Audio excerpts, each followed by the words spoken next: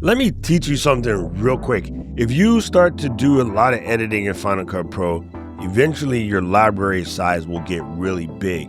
The reality is you don't need all of those files, but rather than go through looking for what you can delete and can't delete, I'll show you a basic one that almost inevitably brings you back a crazy amount of sizes. So let me pop over here into live demo mode real quick, and I'm gonna first show you in Finder.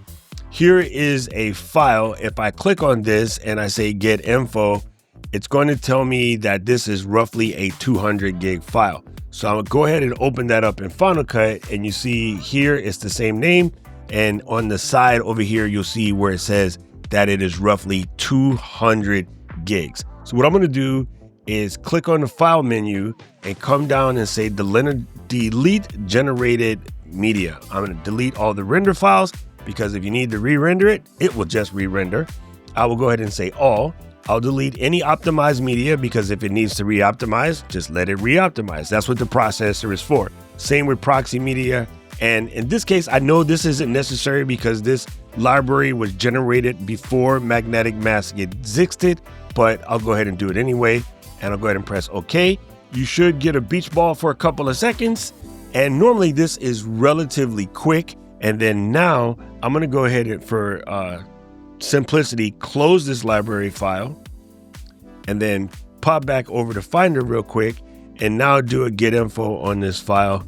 And you'll see that it is only 49 gigs. So 150 gigs worth of stuff was just sitting in there, and it's mostly rendered files. If I were to double click to open this again, click on here, and you'll see this should readapt itself in a second. It only takes there it goes, it just did it. It only takes a couple of seconds because that information is stored in a little secret file. And once it has a chance to update, you'll see that is a good way to do this. So again, just to show you in a nutshell, let me go ahead and close this library.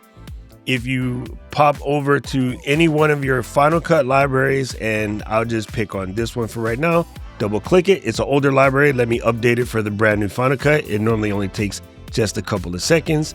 If I click the master file at the top, it'll tell me that this one is only 1.7 gigs. Well, because I already did this. But basically, all you have to do again is go down to delete generated media. I check all the boxes and then go ahead and say, okay, this one will be quick because, well, I already did it. That is it in a nutshell. I just wanted to show you that real quick, just to give you an idea how you can save yourself a lot of space on your hard drive by cleaning up your Final Cut Pro libraries. If you like this video, press the like button, press the subscribe button, ring the notification bell so you can know whenever I create another video like this.